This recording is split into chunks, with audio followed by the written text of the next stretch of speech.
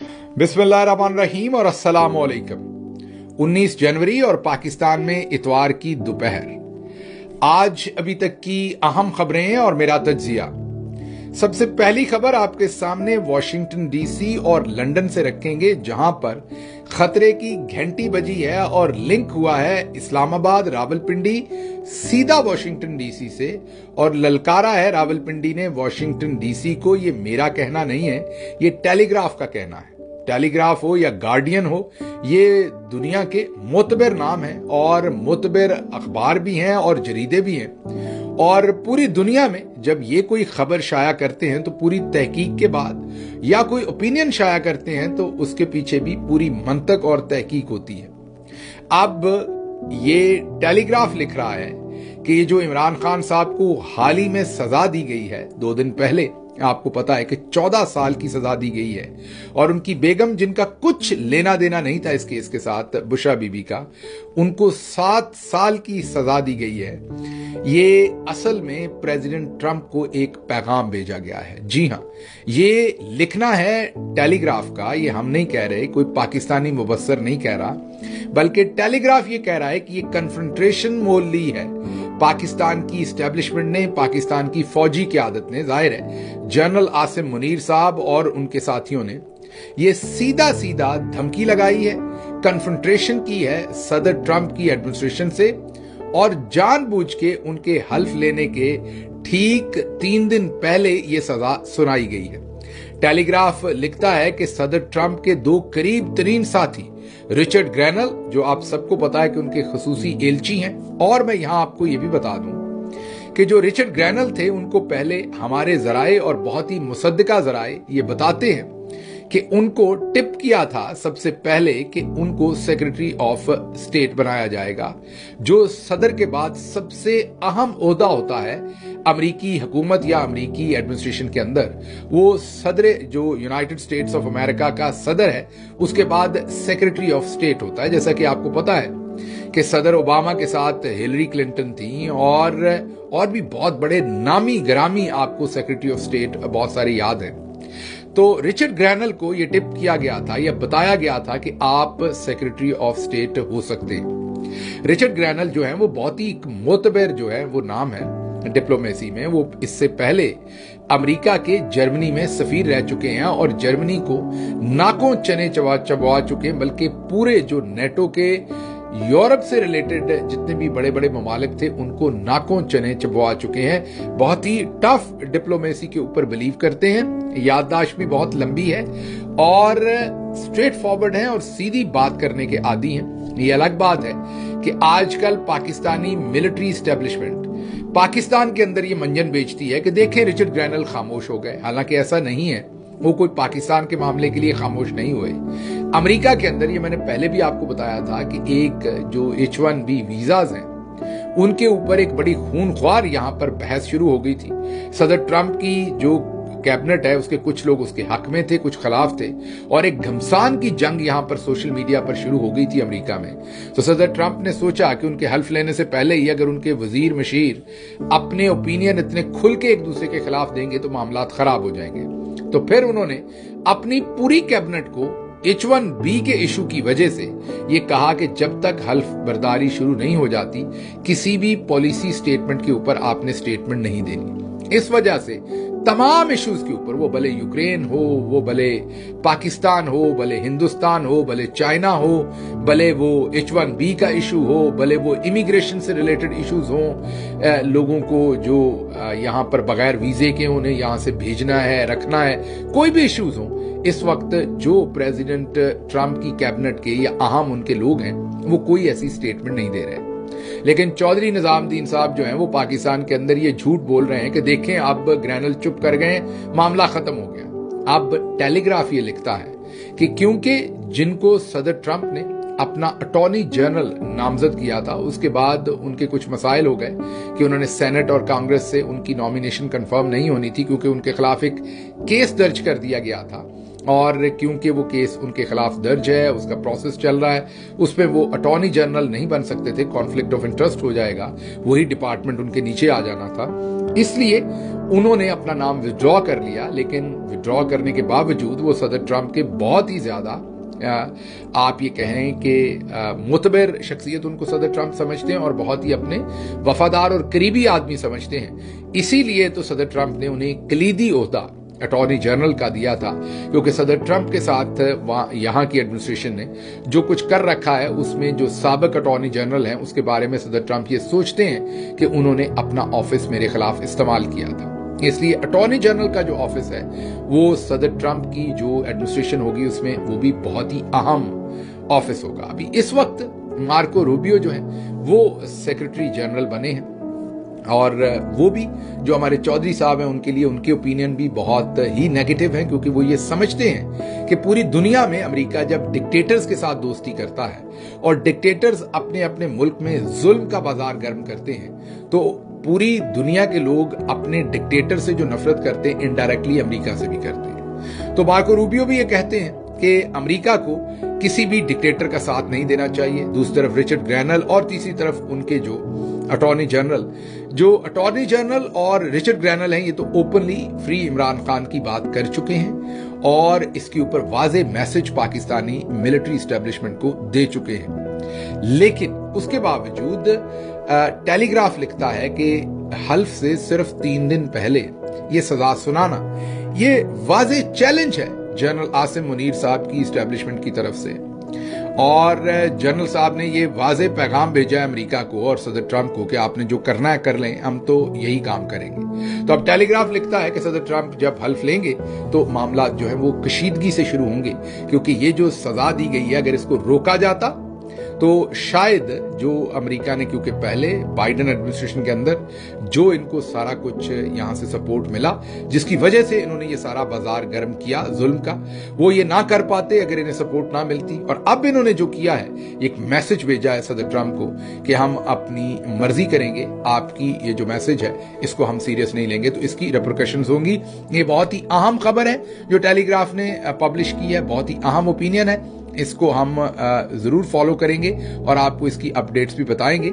यहां दूसरी खबर आपको ये पता हो कि कल मंडे वाले दिन आपका मंडे हो जाएगा, लेकिन जाहिर है अमेरिका के अंदर भी मंडे वाले दिन सदर ट्रंप जो है वो 20 तारीख को हल्फ लेंगे और ये हल्फ बर्दारी की जो तकरीब है पहले ये बाहर हो रही थी, पिछले दफा सदर ट्रंप की जो इनॉग्रल सेरेमनी थी जिसके अंदर वो हल्फ बर्दारी की तकरीब होती है उसके अंदर 3 से 6 लाख के दरमियान लोगों ने अटेंड किया था।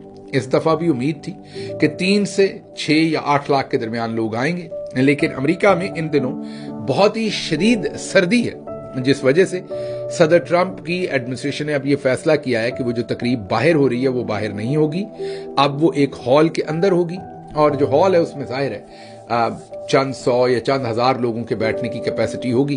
तो अब ज्यादा तादाद में लोग नहीं आ सकेंगे, ज्यादातर लोग जिनके पास पासेस थे, टिकट्स थी, वो अब नहीं जा सकेंगे और ये हल्फ बर्दारी की जो तकरीब है ये अब छोटे पैमाने पर होगी और कल वो हल्फ बर्दारी के बाद सदर बन जाएंगे, उनकी एडमिनिस्ट्रेशन जो है वो काम शुरू कर देगी और फिर आपको टेलीग्राफ की स्टोरी के ऊपर भी काम होता हुआ कहीं ना कहीं से नजर आएगा। अच्छा जी, अगली खबर आपके सामने अमेरिका से ही रखते हैं और वो टिकटॉक को अमेरिका ने बैन कर दिया है। जी हाँ, ये फैसला 6 महीने पहले गालिबन कांग्रेस ने किया था, उसके बाद अमेरिकी सुप्रीम कोर्ट ने इसे इंडोर्स किया था और अब 6 महीने पूरे होने के बाद इस फैसले के ऊपर अमल दरामद कर दिया गया और कल से मतलब कि जो हफ्ते का दिन था अमेरिका में, हफ्ते की शाम से टिकटॉक को बैन कर दिया गया है, बंद कर दिया गया है। वजूहात बहुत डिफरेंट है, कोई फ्रीडम ऑफ स्पीच का मसला नहीं है, वो मसला नहीं है जो चौधरी निजामुद्दीन साहब ने पैदा कर रखा है। यहां अमेरिका ये समझता है कि टिकटॉक एक चाइनीज प्लेटफॉर्म है और टिकटॉक अमेरिकन का सारा डाटा लेती है। हमारा तो डाटा आपको पता है अक्सर वैसे ही लीक हो जाता है। पिछले दिनों नादरा के जो जनरल साहब हैं, लेफ्टिनेंट जनरल मुनीर अफसर, अभी भी सर्विंग है वो, उनके महकमे ने आके बताया था कि लाखों पाकिस्तानियों का डाटा चोरी हो चुका है।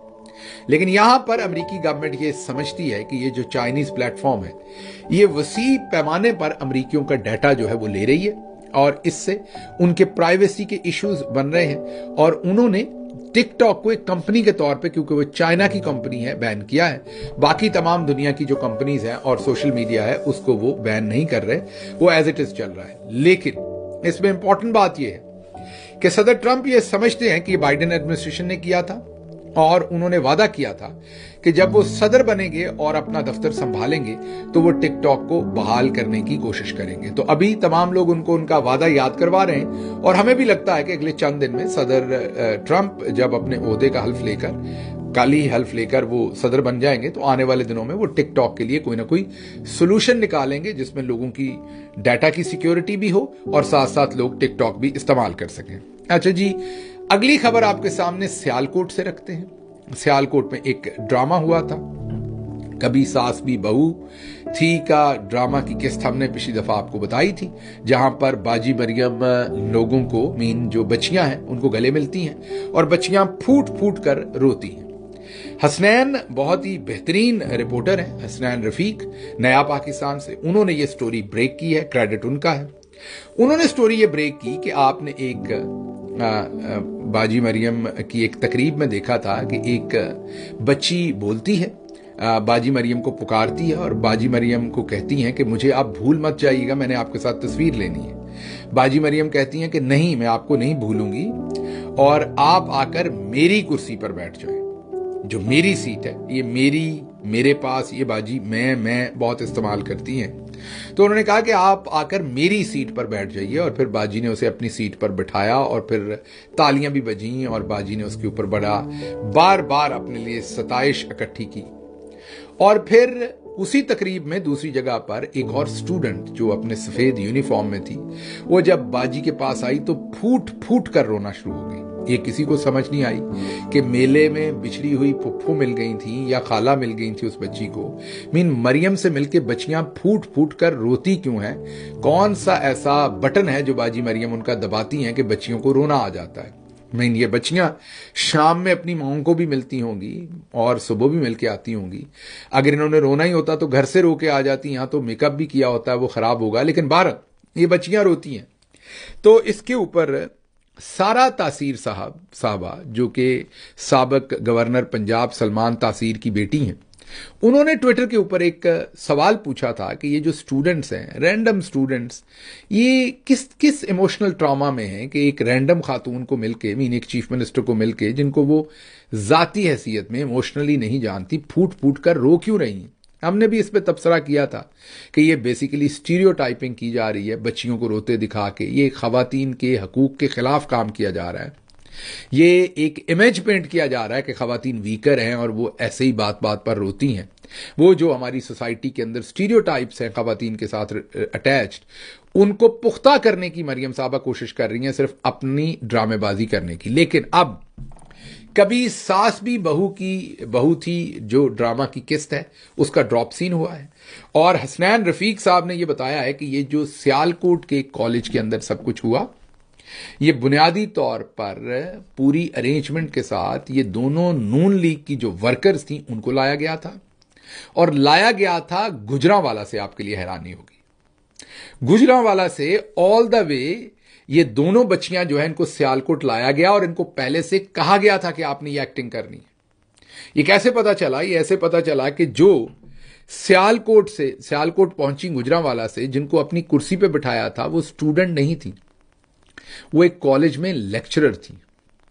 और जिस बच्ची को रोने की एक्टिंग दी गई थी, जो फूट फूट कर रोई, वो कोई रैंडम बच्ची नहीं थी, वो इन्हीं लेक्चरर साहबा की कजन थी और इनके वालिद साहब जो हैं लेक्चरर साहबा के, वो नून लीग के, बताया जा रहा है मुबैना तौर पर वो नून लीग के साथ हमदर्दी रखते हैं या उनके वर्कर हैं या उनके वोटर हैं।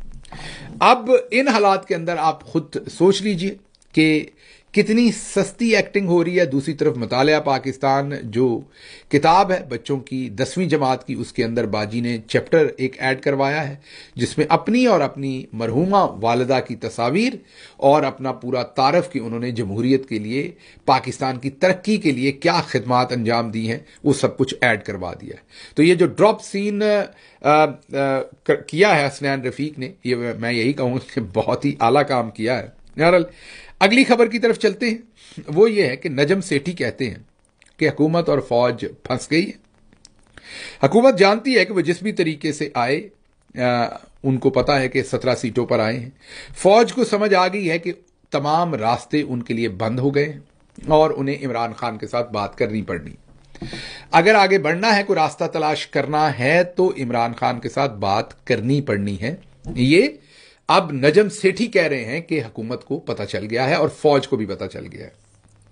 इसलिए उन्होंने कहा है कि अनहोनी हो जाती होती है, अनहोनी के लिए कोई बड़ा हादसा होना जरूरी नहीं होता। नजम सेठी कहते हैं कि कई दफा छोटी सी चिंगारी जो है बहुत बड़ी आग लगा देती है। उनके कहने का मतलब यह है कि ये जो जनरल आसिम मुनीर और उनके साथी जो जनरल्स हैं, जैसे जनरल आसिम जो डीजी आईएसआई हैं, और एमआई के जनरल और दूसरे तमाम ये जो 4-5 ऊपर टॉप पर जनरल साहबान हैं, इन्होंने ये जो सारी अपनी इनकी प्लानिंग है, ये अब किसी छोटी सी चिंगारी से झुलस जाएगी, क्योंकि अब ये स्टेटस को बरकरार नहीं रह सकता। जो इर्द गिर्द के हालात हैं वो सारे बदल गए हैं। अमेरिका के हालात बदल गए हैं, ओवरसीज पाकिस्तानियों ने बहुत प्रेशर डाल दिया है।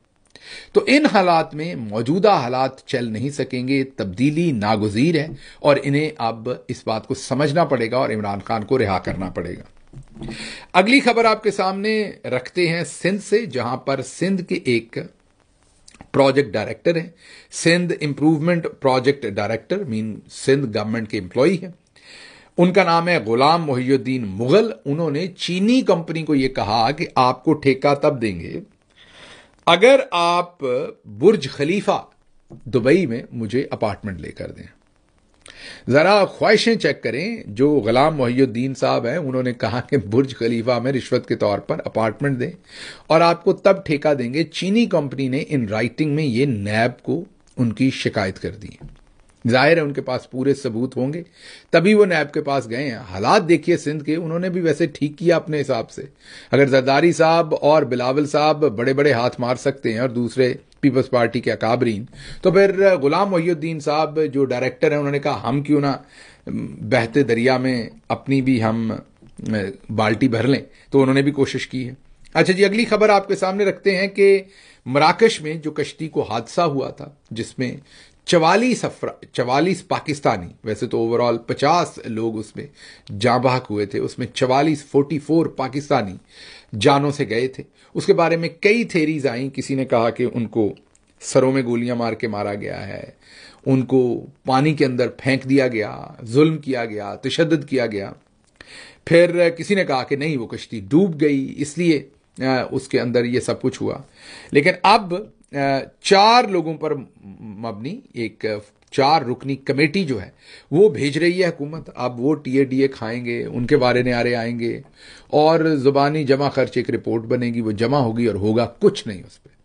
ये 4 अफसरान जाएंगे, जुबानी जमा खर्च करेंगे। पाकिस्तान के अंदर जो एजेंट्स हैं, जो माफिया हैं, वो उसी तरह से काम करेंगे। गरीबों के बच्चे पहले अपनी जायदादें बेच के इनको पैसा देंगे, फिर जाकर समुंदर में बेचारे डूबेंगे। तो ये सारा वही सर्कल है जो चलता जा रहा है और अंधे समुद्रों के हवाले कर रहे हैं हम अपने बच्चों को। और पाकिस्तान के अंदर क्योंकि इकॉनमी तबाह कर दी है, तो अब इन लोगों के पास सवाए यहां से जाने के और कोई चारा रह नहीं गया। आखिरी खबर आपके सामने रखेंगे और वो ये है कि जवाद अहमद साहब ने प्रेस कॉन्फ्रेंस किया। गुलूकार जवाद अहमद साहब बिजली चोरी करते पकड़े गए थे और उन्होंने कहा है कि ये कोई डाका तो नहीं, कोई बम तो नहीं चल गया, कोई इतना बड़ा काम तो नहीं हो गया कि आप सब ने वावेला मचा दिया है। क्या हो गया है? कुछ भी नहीं हुआ। उन्होंने कहा कि भूल जाइए ये अगर कुछ हो भी गया है। बिजली का 2 लाख रुपए पता नहीं बिल आ गया, मुझे पता भी नहीं था मीटर मेरे नाम पे है कि नहीं है, ये वापडा ने वीडियो क्यों जारी कर दी। बिल्कुल ही बेतुकी बातें करते रहे हैं और कोई ख्याली बातें करते रहे हैं। मेरी समझ से बाहर है कि गुलूकार जवाद अहमद साहब को क्या जरूरत थी बिजली चोरी करने की। और अगर कर भी ली थी तो फिर अगर पकड़े गए थे तो पैसे जमा करवा देते। लेकिन वो मैं ना मानूं कि उनकी रट है और एक चोरी दूसरी सीनाजोरी हो रही है, बजाय इसके कि अपना गुनाह माने वो दूसरों पर वापस हमलावर हो रहे हैं। खबरें और भी थी लेकिन मुझे यहां से इजाजत दीजिए। अल्लाह आपका हामी और नासिर हो। पाकिस्तान जिंदाबाद।